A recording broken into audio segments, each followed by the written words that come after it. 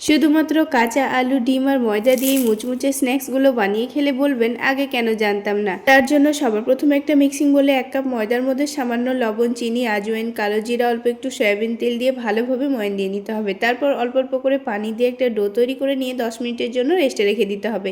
এদিকে দুটো কাঁচা আলু ভালোভাবে গ্রেট করে ধুয়ে নিয়ে খুব ভালোভাবে চিপে পানিটা ছেঁকে নিতে হবে। তারপর এখানে লবণ বাদে বাকি মশলাগুলো দিয়ে দিয়েছি। চাট মশলা, মরিচের গুঁড়ো, হলুদের গুঁড়ো, ধনেপাতা কুচি দিয়ে মাখিয়ে 5 মিনিটের জন্য রেস্টে রেখে দেবো। এদিকে এই ডোটাকে আবার একটু ভালোভাবে মুথে নিয়ে ছোট ছোট করে কয়েকটা লেচি কেটে নিয়েছি।